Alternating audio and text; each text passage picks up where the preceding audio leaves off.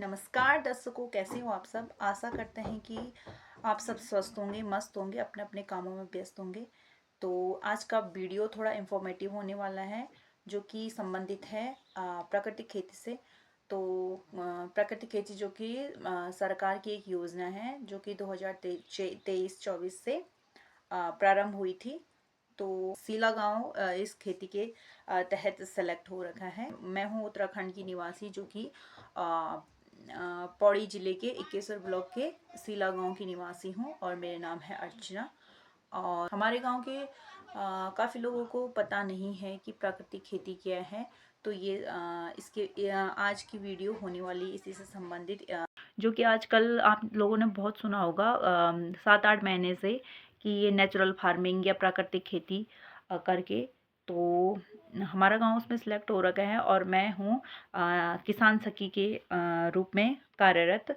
और किसान सखी जो होती है वो सरकार और किसानों के बीच एक कड़ी होती है। कितने ही किसानों को पता नहीं है कि प्राकृतिक खेती क्या है।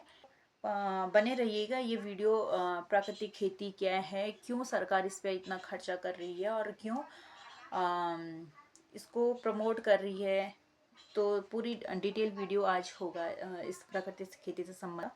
तो सबसे पहले है कि ये योजना केंद्र सरकार की है, सेंट्रल गवर्नमेंट की। बनाया गया है ministry of agriculture and farmer welfare. बहुत ही इजी शब्दों में मैं बताना चाह रही हूँ कि प्राकृतिक खेती क्या है। प्राकृतिक खेती क्या है? नेचुरल फार्मिंग, जैसा हमारे पहले के बुजुर्ग या फिर हमारे पूर्वज करते थे, मतलब कि बिना केमिकल के, बिना जहर के और कम खर्चे में, मतलब जिसमें खर्चा मतलब बिल्कुल भी खर्च ना हो केमिकल्स पे, यूरिया जो ये हम उर्वरक वगैरह डालते हैं उन पे, केमिकल्स पे। तो प्राकृतिक तरीके से हम सब चीज़ हम प्राकृतिक तरीके से बनाएंगे। और जैसे कीटनाशक होते हैं, मतलब कि कुछ पौधों पे जैसे कीड़ा लग जाता है, तो उनको मारने के लिए भी हम प्राकृतिक तरीके से चीज़ें बनाते हैं। नो केमिकल, मतलब केमिकल उसमें डालते ही नहीं है, मतलब जहर। क्योंकि अब देखो सरकार क्यों ये योजना चला रही है, क्योंकि हमने केमिकल डाल डाल के जो अपनी मिट्टी है उसकी उर्वरा शक्ति ख़त्म कर दी है। और अब जो हमारी जो मिट्टी है वो उसमें उपजाऊ नहीं है अब, मतलब एकदम खराब हो चुकी है मिट्टी। तो सरकार का तो ये है कि मिट्टी को सही करना है। तो मिट्टी को सही करना है तो गांव गांव को जोड़ रहा है और चाह रहा है कि हमारी मिट्टी सही हो। और क्योंकि अब देखो हर जगह मिट्टी खराब हो रखी है, जब से हरित क्रांति आई है ना, हर चीज़ में हम केमिकल डाल रहे हैं। सब्जी अगर तुम्हें ग्रो करनी है, केमिकल। अगर तुम्हें मुर्गे अगर ज़्यादा चाहिए, पर डे तुम्हें एग्स चाहिए, तो उसमें कुछ ना कुछ केमिकल डाल के ही, जो भी रिएक्शन करके तब जाके एग प्रोड्यूस होते हैं डेली डेली। ऐसे ही टमाटर हैं, तुम्हारे टमाटर अब मंडी में डेली डेली चाहिए, तो कुछ इंजेक्शन वगैरह केमिकल्स डाल के प्रोड्यूस करते हैं। तो ऐसी सब्जी का, हर चीज़ का आजकल केमिकल वाला हो चुका है। और हमको सरकार चाहती है कि लॉन्ग टर्म देख रही है सरकार। तो सरकार चाहती है कि हमारी मिट्टी साफ़ हो, हमारे लोगों की, हमारे देश की जनता की हेल्थ सही हो। प्राकृतिक खेती से हेल्थ में सुधार हो जाएगा, क्योंकि हम केमिकल फ्री चीज़ों का यूज़ करेंगे उसमें। मेन मोटो क्या है प्राकृतिक खेती करने का, कि हमारी मिट्टी क्या है वो सेफ रहे, हमारी मिट्टी साफ रहे, स्वच्छ रहे, और मिट्टी को जिंदा रखना। मतलब तो मिट्टी को जिंदा कैसे रखेंगे हम? प्राकृतिक तरीके से हम अगर खेती करेंगे, मतलब कि उर्वरक ना डाल के उसमें गाय का गोबर डालेंगे। तो गाय के गोबर में कितनी सारी चीज़ें होती है। गाय को माना जाता है कि 34 करोड़ देवी देवता या 34 कोटि जो भी है देवी देवता उनमें समाहित होते हैं। तो गाय के गोबर से जो सूक्ष्म जीव क्या है, मिट्टी की ताकत है। तो हमें केचुओं को ग्रो करना है, और सूक्ष्म जीव जितने ग्रो हो सके मिट्टी में, वो मिट्टी की ताकत है, ठीक है। और जो केमिकल्स होते हैं तो केचुए को भी मार देते हैं, और जो हमारे सूक्ष्म जीव होते हैं उनको भी मार देते हैं। तो प्राकृतिक खेती से ये केचुए ग्रो होते हैं, और जो ये सूक्ष्म जीव होते हैं, माइक्रोब्स होते हैं, वो ग्रो होते हैं। तो ये डिटेल आगे मैं उसको बताऊंगी कैसे ग्रो होते हैं।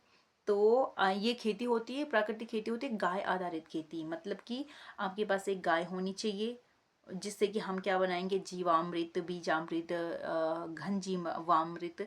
अब ये क्या होता है ये आपको आगे मैं डिटेल से बताऊंगी। तो प्राकृतिक खेती करने का मोटो ये है दूसरा कि केमिकल फ्री हमारी मिट्टी हो, केमिकल फ्री हम कुछ भी चीज़ हमारे जो हम प्रोड्यूस कर रहे हैं केमिकल फ्री हो। तो इसमें यूरिया का यूज़ ना करना, डीएपी का यूज़ ना करना, पेस्टिसाइड का यूज़ ना करना। फसल प्लस प्राकृतिक का संतुलन, फसल का संतुलन और प्राकृतिक का संतुलन, मिश्रित खेती कर सकते हैं हम इसके साथ की अभी जैसे हमने मंडुआ बो दिया तो मंडुआ के किनारे किनारे हमने दाल बो दी, मंडुआ के साथ हमने दाल बो दी, ठीक है।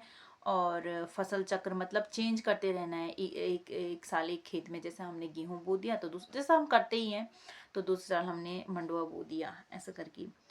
जो मतलब हमने ट्रेनिंग में सीखा, हमने यही सीखा। ट्रेनिंग में हमको सिखाया गया कि कैसे लोगों को बताना है कि फसल को बार बार चेंज। मल्चिंग, मल्चिंग मतलब ऊपर से जो भी तुम खेती करते हो उसके ऊपर से सूखी पत्ती घास डाल दो, भूसा वगैरह। जीवामृत जो हम बनाते हैं, हम बनाना सिखाएंगे कैसे इसको बनाना है। और उसके लिए कुछ नहीं चाहिए, आपके घर की चीज़ों से ही उसको बनाना है। और मिट्टी की उर्वरा शक्ति इससे बढ़ जाती है। अगर तुम्हें लगता है कि तुम्हारी मिट्टी की उर्वरा शक्ति नहीं बढ़ रही और यहाँ पे ये चीज़ नहीं हो रही, तो आप वहाँ पे उस चीज़ का यूज़ कर सकती हो। एक होता है बीजामृत, क्या बीज को रोगों से बचाता है, बीज में कोई रोग नहीं लगता, ठीक है। फिर नीमास्त्र, ब्रह्मास्त्र ये बताएंगे हमें। तो जैसे हमारे पौधों पे कीड़े लग जाते हैं, किसी भी चीज़ पे, पेड़ पौधों पे कीड़े लगते हैं, तो नीमास्त्र और ब्रह्मास्त्र हम बना के उनमें छिड़क सकते हैं। तो ये प्राकृतिक कीटनाशक है, हमें मतलब केमिकल वाले कीटनाशक, स्प्रे वाले केमिकल डालने की जरूरत नहीं है। ये प्राकृतिक तरीके से हम इनको नाश कर सकते हैं, जो कि हम करते हैं। प्राकृतिक जैसे हरित क्रांति जब से शुरू हुई, मतलब 1960 से, तो तब से कितना 50 से 60 साल के लगभग हो गया है। तो 50-60 साल हमने रसायन का खा खा के मिट्टी को इतना बर्बाद कर दिया और अपनी हेल्थ को इतना बर्बाद कर दिया। तो सरकार भी अब थोड़ा कॉन्शियस हो रही है। दूसरा आपके मन में आ रहा होगा सरकार इतना खर्च क्यों कर रही है इस पे। तो हेल्थ खराब हुई तो एट द एंड सरकार को ही इसका भुगतान करना पड़ेगा, ठीक है। दूसरा, सरकार को हेल्थ खराब हुई तो सरकार को अधिक से अधिक डॉक्टर चाहिए होंगे। तो कहीं ना कहीं सरकार को हेल्थ पे कई गुना खर्च करना पड़ेगा, इससे भी ज़्यादा। इसलिए सरकार अपनी मिट्टी सुधार रही है, अपनी हेल्थ सुधारने की कोशिश कर रही है कि हर कोई केमिकल फ्री चीज़ें खाए, ठीक है। और किसान बीमार हो जाएगा, कर्जदार हो जाएगा, ठीक है। इसलिए क्या कर रही है सरकार, इस योजना पे खर्च कर रही है। अब देखो ये जो डॉक्यूमेंट्स हमको मिल रहे हैं, अब आने वाले 1-2 दिन में मैं आपको डॉक्यूमेंट्स दूंगी, उस पर आपको साइन करने होंगे। और ये कोई ज़बरदस्ती का साइन नहीं करवाएंगे, कि तुम्हारी मर्जी है, अगर तुम्हें करनी है नेचुरल फार्मिंग तो तुम करो और उसका बेनिफिट आपको सरकार देगी। अगर नहीं करनी, कोई जोर ज़बरदस्ती नहीं है आप पे। अगर आप करना चाहते हो तो डॉक्यूमेंट पे साइन करना, अगर नहीं करना चाहते तो मत करना। पर सरकार क्यों डॉक्यूमेंट पे साइन लेती है और क्यों एग्रीमेंट लेती है, ये कि सरकार जो पैसा देती है वो सही जगह लग रहा है कि नहीं, किसानों पे ही लग रहा है या कहीं और लग रहा है। जो ये फॉर्म है वो क्यों भरवाया जाता है कि एक्चुअल में किसान नेचुरल फार्मिंग कर रही, सिर्फ नाम के लिए लिखवा रहे हैं, ठीक है, ठीक है। इसलिए अकाउंटेबिलिटी होती है उनकी, ठीक है। और अगर फॉर्म हम डॉक्यूमेंट्स ना बनाए तो क्या होता है कि अफसर लोग फंस सकते हैं, कर्मचारी फंस सकते हैं, योजना बंद हो सकती है। तो इसलिए ही वो करना पड़ता है, डॉक्यूमेंट्स में साइन वगैरह चाहिए होते हैं कि हाँ एक्चुअल में ये किसान है, इसकी ये खेती है और ये नेचुरल फार्मिंग के तहत ये खेती कर रहा है और जो सरकार पैसा दे रही है वो सही जगह लग रहा है। इसलिए ही आपको डॉक्यूमेंट्स में साइन करने होते हैं और किसान की सहमति होती है। कल को किसान ना कहे कि ठीक है प्राकृतिक खेती हमसे जबरदस्ती करवाएगी। पहले देखेगा ना कि सरकार की नेचुरल फार्मिंग करके मिट्टी में सुधार हुआ कि नहीं, तभी तो बीच में आए थे मिट्टी की जांच करने आते हैं। अब एक सवाल आपका होता है क्या ये एग्रीमेंट किसानों को फंसाने के लिए है? जो ये फॉर्म भरे जा रहे हैं और डॉक्यूमेंट्स भरे जा रहे हैं, उन पर साइन लिखवाए जा रहे हैं, तो क्या ये किसानों को फंसाने के लिए तो नहीं कि कहीं सरकार इनकी वो जब्त कर ले खेती वगैरह। मामा वीडियो बना रही है, वो सच क्योंकि क्या करेगी सरकार चाहेगी कि अधिक से अधिक खेती हो, क्योंकि हमारा देश क्या है, कृषि प्रधान देश है और कई लोग गांव में रहते हैं और कृषि पर निर्भर रहते हैं। तो सरकार चाहेगी कि अधिक से अधिक खेती हो और किसानों को क्यों हटाना चाहेगी सरकार, है ना। एक ये हम सोच सकते हैं।